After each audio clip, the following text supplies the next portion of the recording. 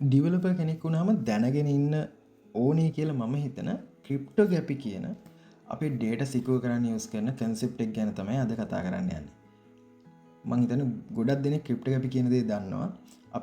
අපි මැසේජ් එකක් යවුවත් අපි ඉන්ටර්නෙට් එක යූස් කරත් අඩුම ගානේ මේ වීඩියෝ එක බලද්දි පවා මේ ක්‍රිප්ටෝග්‍රැෆි කියන කන්සෙප්ට් එක යූස් වෙනවා අපේ ඉන්ෆර්මේෂන් සිකුවර් කරන්න, අපේ කමියුනිකේෂන් සිකුවර් කරන්න.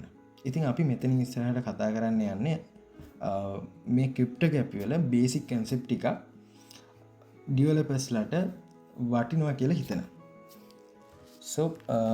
මුලින්ම අපි බලමු ක්‍රිප්ටෝග්‍රැෆි කියන්නේ මොකක්ද කියලා. ක්‍රිප්ටෝග්‍රැෆි කියන වචනේ තේරුම ගත්තොත් ක්‍රිප්ටෝ කියන්නේ සංගවනවා කියන අර්ථයෙන්, ග්‍රැෆි කියන්නේ ලියනවා කියන අර්ථයෙන්, සංගවලා ලියනවා වගේ අර්ථකින් තමයි මේ ක්‍රිප්ටෝග්‍රැෆි කියන වචනේ තේරුම් වෙන්නේ. ඒ කියන්නේ අපි මේක ඇවිල්ලා සිකියුරිටි ටෙක්නික් එකක්. අපි වෙන කෙනෙක්ට අපේ ඩේටා ටික කියවන්න හෝ ඇක්සස් කරන්න බැරි වෙන්න අපි පාවිච්චි කරන, ඒක වෙනස් කරන්න බැරි වෙන්න අපි පාවිච්චි කරන මෙකනිසම් එකක් තමයි ක්‍රිප්ටෝග්‍රැෆි කියලා කියන්නේ. එතකොට මේ ක්‍රිප්ටෝග්‍රැෆි ඇතුලේ කන්සෙප්ට් කීපයක් තියෙනවා.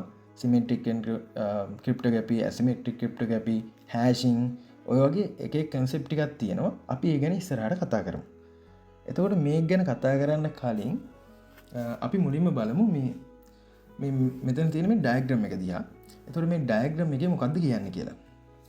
එතකොට ඇත්තට මේ ක්‍රිප්ටෝග්‍රැෆි වලදී අපි අර කිව්වා වගේ සංගවල ලියනවා කියන එකනේ බේසික්ම තේරුම. එතකොට සංගව ලියනකොට වෙන්නේ උදාහරණයක් විදිහට ගත්තොත් අපි මැසේජ් එකක් යවනවා කියලා හිතන්නකෝ. එතකොට මැසේජ් එක යනකොට ඒක අතරමැදි ඉන්න කෙනෙක් ඒ මැසේජ් එක ඇක්සස් කරොත්, උදාහරණයකට අපි හිතමු හැකර් කෙනෙක් කියලා. ඒ හැකර් අර මැසේජ් එක ඇක්සස් කරොත් එයාට පුළුවන් අර මැසේජ් එකේ තියෙන දේ කියවන්න. එහෙම නැත්නම් අපේ DB එකේ අපි නිකම්ම data ටික ස්ටෝර් කරලා තියෙනවා. එතකොට මේ DB එක ඇක්සස් කරන කෙනෙක්ට අර data ටික නිකම්ම බලන්න පුළුවන්. හැබැයි අපි ඕක කියවන්න බැරි. ඒ කියන්නේ වෙන ෆෝමැට් එකකට කන්වර්ට් කරලා තිබ්බොත් එයාට ඒක කියව ගන්න බැරි වෙනවා. එයාට ඒක යූස් කරන්න බැරි වෙනවා.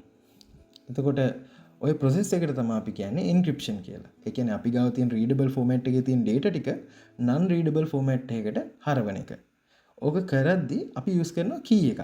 ඒකට අපි කියනවා එන්ක්‍රිප්ට් කරද්දී යූස් කරන key එකට එන්ක්‍රිප්ෂන් key කියලා. එතකොට මේ plain text එක මේ එන්ක්‍රිප්ෂන් key එක යූස් කරලා එන්ක්‍රිප්ෂන් ඇල්ගොරිතම් එකක් මාර්ගෙන් අපි සයිපර් ටෙක්ස්ට් එකක් බවට පත් කරනවා. ඒ කියන්නේ non readable ෆෝමැට් එකකට.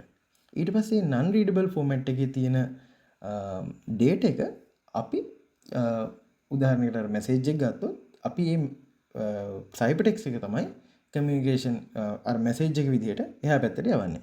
එතකොට මැද ඉන්න කෙනෙක් අර මැසේජ් එක ඇක්සස් කරා කියලා එයාට ඒක කියවන්න බෑ. එයාට එකකින් ප්‍රයෝජනයක් ගන්න බෑ.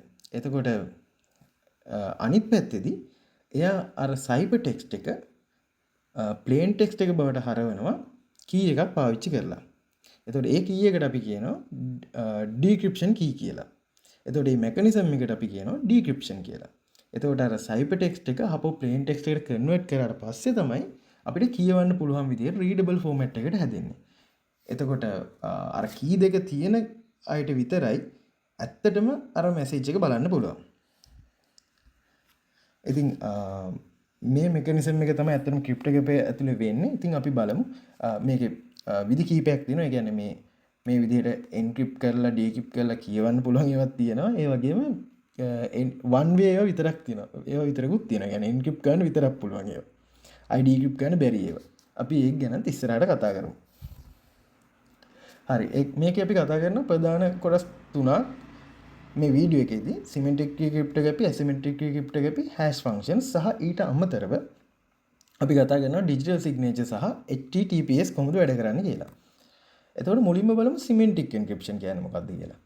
එතකොට අපි අර කලින් කතා කරානේ ප්ලේන් ටෙක්ස්ට් එක එන්ක්‍රිප්ට් කරනවා කියලා සයිපර් ටෙක්ස්ට් එකට. එතකොට එන්ක්‍රිප්ට් කරද්දී අපි යූස් කරන key එකට අපි කිව්වනේ එන්ක්‍රිප්ෂන් key කියලා.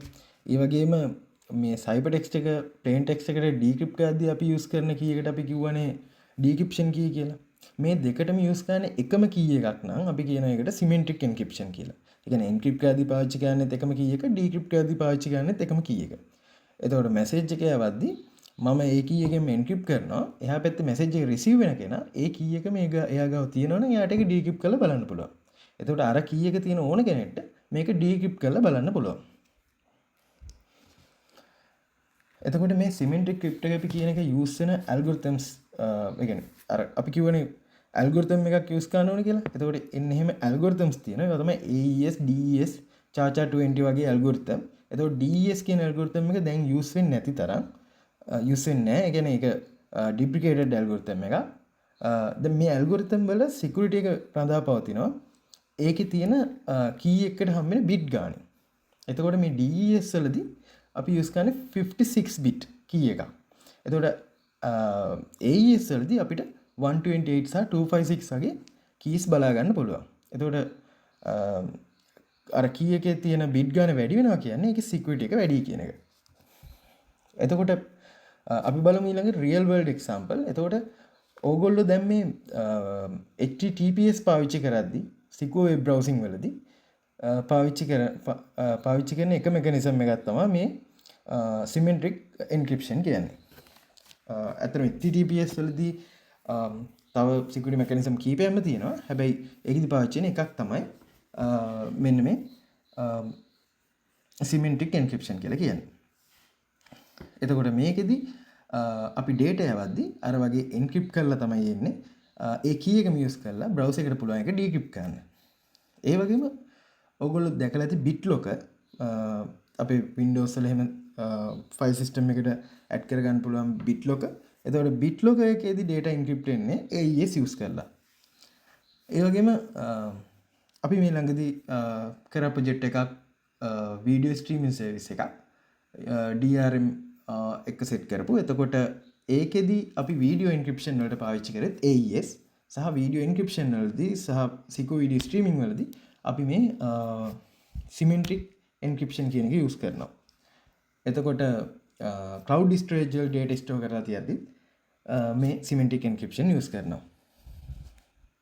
අතන මේ සිමෙන්ට්‍රික් එන්ක්‍රිප්ෂන් කියන එක ටිකක් ස්පීඩ් ඇසිමෙට්‍රික් එන්ක්‍රිප්ෂන් එක කම්පෙයාර් කරලා බලද්දි අපි ඊළඟට කතා කරමු මොකක්ද ඇසිමෙට්‍රික් එන්ක්‍රිප්ෂන් කියලා කියන්නේ කියලා. එතකොට අපි අර කලින් කතා කරානේ මේ කී දෙකම එකකින් තමයි එන්ක්‍රිප්ට් කරන්නේ සහ ඩික්‍රිප්ට් කරන්නේ කියලා. මේකේ වෙනස තමයි එන්ක්‍රිප්ට් කරන්නේ එක කීයකින් ඩික්‍රිප්ට් කරන්නේ තව කීයකින්. එතකොට හැම වෙලෙම කී දෙකක් තියෙනවා. ඒ කී දෙක අපි කියනවා ප්‍රයිවට් කී සහ පබ්ලික් කී කියලා. සාමාන්‍යයෙන් කරන්නේ මේ පබ්ලික් කී එක available කරලා තියෙනවා අනිත් කට්ටියට ප්‍රයිවට් කී එක තමන් ගාව තියාගන්නවා. ඒක රහසිගත කී එකක්. එතකොට මේ පබ්ලික් කී එකෙන් එන්ක්‍රිප්ට් කරලා එවන මැසේජ් එකක් කියවන්න පුළුවන් අර ප්‍රයිවට් කී එකෙන් ඩික්‍රිප්ට් කරලා විතරයි. ඒකින්ද අර කී හැම වෙලෙම මේ කීස් දෙකක් යූස් වෙන හින්දා මේක අරකට වඩා සිකුව.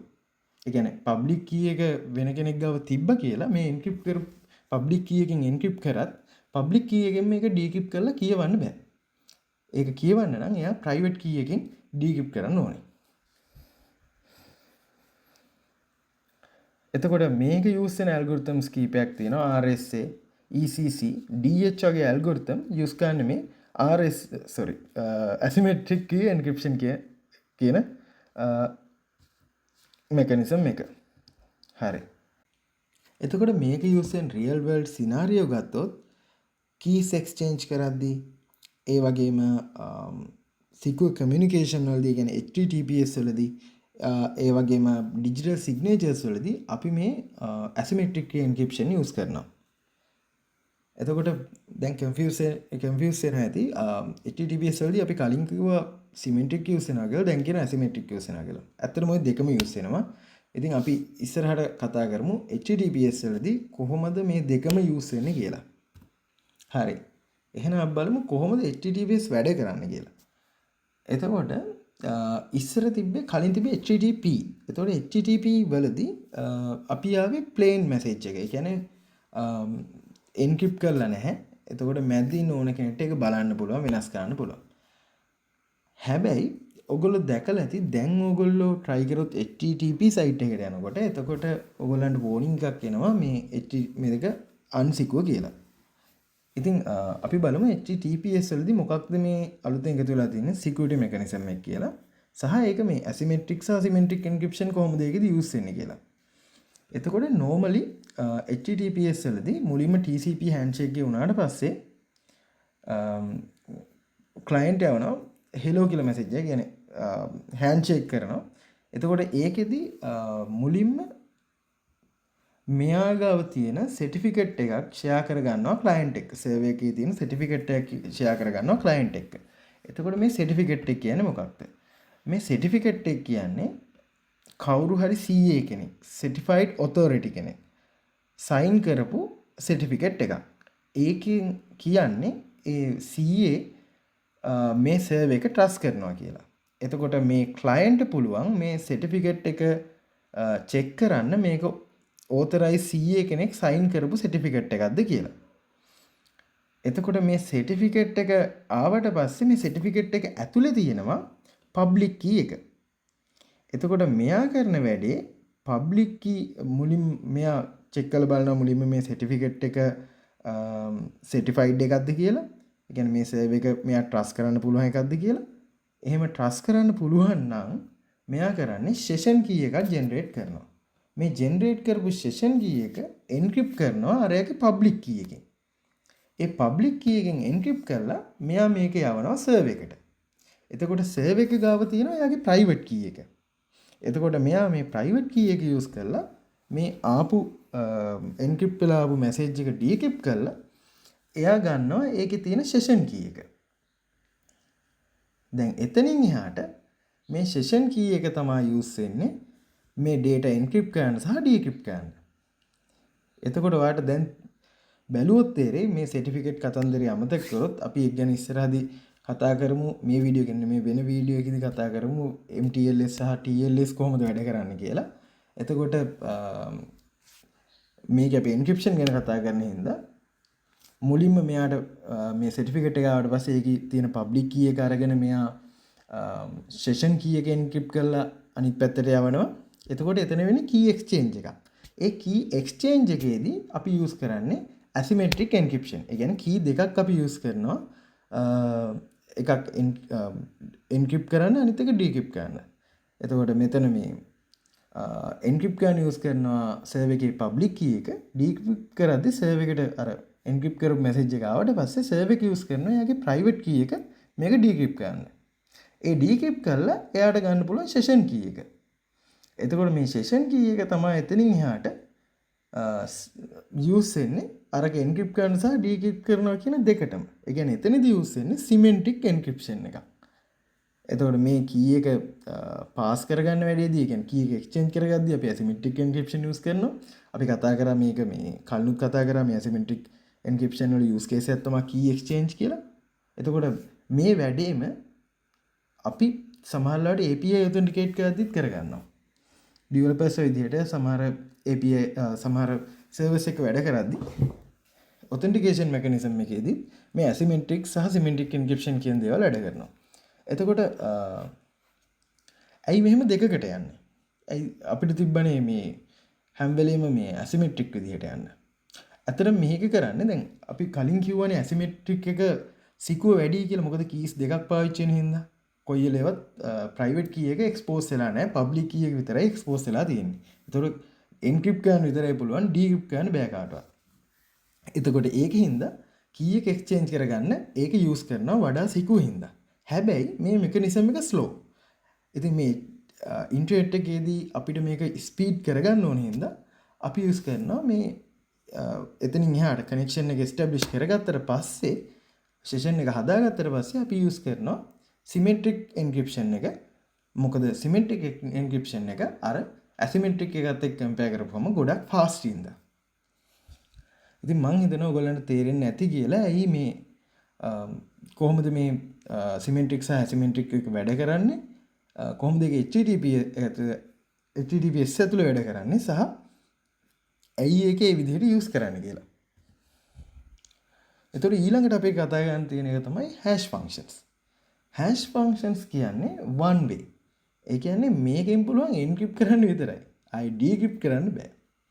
එතකොට මේකෙදි use වෙන ඒවාට අර encryption algorithm වගේ මේවට කියනවා අපි hash functions කියලා, hashing algorithms කියලා. එතකොට අපි කරන්නේ plain text එක මේ hashing algorithm එකක් use කරලා hash text එකකට convert කරනවා. එතකොට මේ කන්වර්ට් වෙන ටෙක්ස්ට් එක හැම වෙලෙම ෆික්ස් ලෙන්ත්. ඒ කියන්නේ ඒක ලෙන්ත් එක වෙනස් නොවන මොකක් හරි හැෂ් ටෙක්ස්ට් එකක්. ඒ වගේම මේක one way. ඒ කියන්නේ මේක අපිට පුළුවන් එන්ක්‍රිප්ට් කරන්න විතරයි. මේක අපෝ ඩික්‍රිප්ට් කරන්න බෑ. ඒ වගේම දැන් බැරි වෙලා හරි පුංචි වෙනසක් කරොත් අර ප්ලේන් ටෙක්ස්ට් එකේ මේ ජෙනරේට් වෙන හැෂ් ටෙක්ස්ට් එකත් හැෂ් වැලියු එකත් වෙනස් වෙනවා හිතා ගන්න බැරි විදිහට. ඒ කියන්නේ ලොකු චේන්ජ් එකක් වෙනවා. කියන්නේ පුංචි වෙනසක් වෙන්නේ නැහැ, ලොකු වෙනසක් වෙනවා. ඒකින්ද අපි මේක යූස් කරනවා ගොඩක් වෙලාවලදී ඩේටා එක ඉන්ටිග්‍රිටි එක බලන්න. ඒ කියන්නේ ඩේටා එක මැද්දේදී වෙනස් වෙලා තියෙනවද නැද්ද වගේ බලන්න අපි මේක යූස් කරනවා. එතකොට මේක යූස් වෙන ඇල්ගොරිතම් තමයි ඒ කියන්නේ මේ හැෂින් වලට යූස් වෙන ඇල්ගොරිතම් තමයි SHA වල ඇල්ගොරිතම් තියෙනවා. ඒක SHA 1 2 3 කියලා තියෙනවා. එතකොට SHA 1 2 3 කියන්නේ එක එක කාලෙදී ආපු version. එතකොට දැන්ට තියෙන එක SHA 3 මං හිතන විදිහට. එතකොට ඒකෙත් එක එක key sizes තියෙනවා. 256 128 ඒ විදිහට. ඒ වගේම bcrypt තියෙනවා, argon 2 තියෙනවා, md5 තියෙනවා. md5 නම් මේ වෙනකොට deprecated use වෙන්නේ නැති ඒ තරම් use වෙන්නේ නැහැ. එතකොට අපි බලමු use case මොනවද කියලා. මේකේ වෙන්නේ මේකේ use case තමයි password store කරන්න සහ verification වලට. ඒ කියන්නේ අපි DB වල password store කරන්නේ මෙන්න මේ hash function use කරලා. එතකොට වෙන්නේ ඔයා password එක enter කරලා ඔයා ඒ password එක save කරද්දී, ඒ කියන්නේ උදාහරණයකට ඔයා register වෙද්දී ඔයාගේ password එක අරගෙන ඒක hash function එකකට දාලා hash එක තමයි අපි DB එකේ save කරන්නේ. එතකොට කවුරු හරි hacker කෙනෙක් හරි ඕනම කෙනෙක් ඒ DB එක access කරා කියලා එයාට password එක ගන්න බෑ. හැබැයි ඔයා ඊළඟ පාර log වෙනකොට ඔයාගේ password එක අරකයි match කරලා බලන්න එපා. ඔයා authenticated user කෙනෙක්ද කියලා. එතකොට ඒ process එකේදී කරන්නේ ඔයාගේ password එක ඔයා login එකේදී ඔයාගේ password එක enter කරාට පස්සේ ඒ password එක අපෝ hash කරලා අර DB එකේ තියෙන hash කරලා තියෙන password එකත් එක්ක compare කරලා බලනවා. එතකොට මේකෙදි හැම වෙලේම හැදෙන්නේ එකම hash එකක් හින්දා මේ දෙක කියන්නේ උදාහරණ කියන්නේ මේ hash එක අහපව් plain text එකට හරවන්න බෑ. හැබැයි plain text එක hash එකට හරවපුවම දෙපාරදීම හම්බෙන්නේ එකම hash එකක්. එතකොට ඒක සමාන කරලා බලන්න පුළුවන් මේක මේ අර කලින් password එකමද කියලා.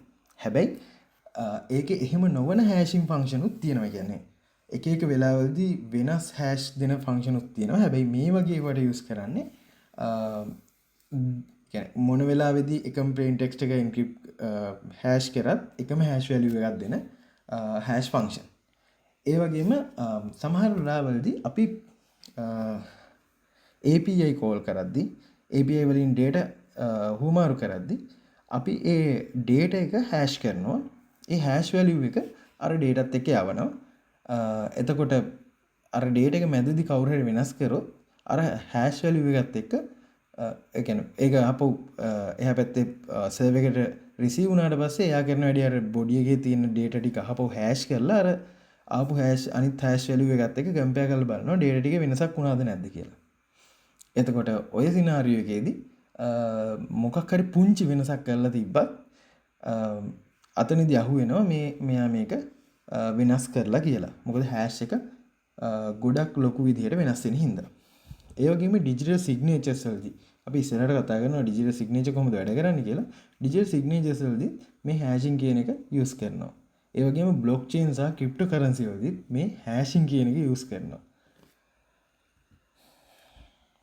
හරි. ඊළඟට අපි බලමු මොකද්ද digital signature එකක් කියන්නේ කියලා. digital signature එකක් කියලා කියන්නේ කවුද message එක එව්වේ සහ message එක වෙනස් වෙලාද නැද්ද කියලා බලන්න අපිට ඒකේ security එක check කරගන්න use කරන පොඩි signature එකක්. ඒ කියන්නේ අපි ඒ වගේම එව්ව කෙනාව identify කරන්නත් අපි මේ signature එක use කරනවා. එතකොට මේකෙදි වෙන mechanism එක තමයි ගොඩක් API වලදී එහෙම ඔයා දැකලා ඇති මේ digital signature use කරනවා. ඒ වගේම සමහර blockchain transaction වලදී software distribution වලදී මේ signature එක use කරනවා. එතකොට මේකෙදි කරන්නේ සෙන්ඩර් ඉන්නවා රිසීවර් ඉන්නවා කියලා හිතන්නකො. එතකොට මෙයා කරන වැඩේ මුලින්ම මේ වැලියු එක මේකේ තියෙන පේලෝඩ් එකේ තියෙන වැලියු එක එයා හැෂ් කරනවා. හැෂ් කරලා ඒක සෙන්ඩර්ගේ ප්‍රයිවට් කී එකකින්, ඒ කියන්නේ මේ සෙන්ඩ් කරන කෙනාගේ ප්‍රයිවට් කී එකකින් මේක සයින් කරනවා. මේක එන්ක්‍රිප්ට් කරනවා. එතකොට මොකක්ද ගන්න උදාහරණයට අපි හිතමු අපි යනවා කියලා අපි API කෝල් එකක් උදාහරණයකට ගමු. අපි API රික්වෙස්ට් එකක් යවනවා. ඒ යවද්දී අපි කරන වැඩේ API එකේ බොඩි එක තියෙනවානේ. ඒ රික්වෙස්ට් බොඩි එක අපි හැෂ් කරනවා. හැෂ් කරලා ඒ එන හැෂ් වැලියු එක අපි ගාව තියෙන ප්‍රයිවට් කී එක යූස් කරලා එන්ක්‍රිප්ට් කරනවා. ඊට පස්සේ අපි ඒක යවනවා සර්වර් එකට. එතකොට සර්වර් එක ගාව තියෙනවා අපේ පබ්ලික් කී එක. එතකොට එයාට පුළුවන් පබ්ලික් කී එකෙන් චෙක් කරගන්න මේක සයින් කරලා තියෙන්නේ අදාළ යූසර්මද කියලා. අදාළ පුද්ගලයාමද මේක සයින් කරලා තියෙන්නේ කියලා. එතකොට එයා ඒ පබ්ලික් කී එකෙන් ඒක ඩික්‍රිප්ට් කරලා බලනවා මේක අදාළ පුද්ගලයාමද සයින් කරලා තියෙන්නේ කියලා. ඊට පස්සේ ඒ හැෂ් වැලියු එක අර ඒවල තියෙන පේලෝඩ් එකේ තියෙන බොඩි එක ආපහු එයා හැෂ් කරලා අර හැෂ් වැලියු එකත් එක්ක චෙක් කරලා බලනවා මේක මැදදී කොයිද හරි වෙනසක් වෙලා තියෙනවද කියලා. එතකොට කොයි වෙලාවකවත් සෙන්ඩර්ට කියන්න බෑ මම එව්වේ නෑ කියලා. මොකද ඒක ඩික්‍රිප්ට් වෙනවා නම් ඒ ඩික්‍රිප්ට් වෙන්නේ අරයා එවපු හින්දා. එයාගේ ප්‍රයිවට් කී එකෙන් එයා එන්ක්‍රිප්ට් කරපු හින්දා. එතකොට මේකෙදි වෙන්නේ ඇත්තටම අනිත් පැත්තට අපි කලින් කතා කරපු විදිහට නෙමෙයි. කලින් කතා කරේ පබ්ලික් කී එකෙන් එන්ක්‍රිප්ට් කරනවා. ප්‍රයිවට් කී එකෙන් ඩික්‍රිප්ට් කරනවා කියන එක. මෙතනදි වෙන්නේ මෙයා ප්‍රයිවට් කී එකෙන් තමයි එන්ක්‍රිප්ට් කරන්නේ. පබ්ලික් කී එකෙන් තමයි මේ රිසීවර් එක ඩික්‍රිප්ට් කරන්නේ. එතකොට මේන්ලි මට කතා කරන්න ඕනේ මෙන්න මේ ටික. මොකක්ද එන්ක්‍රිප්ට් අපි කියන්නේ? ඒක යූස් වෙන්නේ කොයි වගේ තැන්වලදීද සහ මේකේ තියෙන එක එක ආකාර ටික. එතකොට මේ හැම එකක්ම අපි එදිනදා ජීවිතේදී එක එක දේවල් වලදී යූස් වෙනවා. සහ අපි API එක ගනුදෙනු කරනකොට අපි ඔතෙන්ටිකේෂන් හදද්දී අපි data secure විදිහට ස්ටෝර් කරද්දී මේ හැම තැනදීම යූස් වෙනවා. ඉතින් ඒක ගැන යම් අවබෝධයක් තියෙනවා නම් ඒක හොඳයි කියලා හිතනවා ඩෙවලොපර්ස්ට හැටියට. ඉතින් තව වීඩියෝ වලින් ඉස්සරහදී හමු වෙමු. තව වීඩියෝස් වලට අයිඩියාස් ටිකක් තියෙනවා. TLS, MTLS සහ තව security mechanism කීපයක් ගැන කතා කරන්න පුළුවන්. සහ මේක ගැන තව in detail කතා කරන්න පුළුවන්. අපි බලමු ටයිම් එකත් එක්ක ඉස්සරහදී මේ හැම දෙයක් ගැනම කතා කරන්න. Thank you.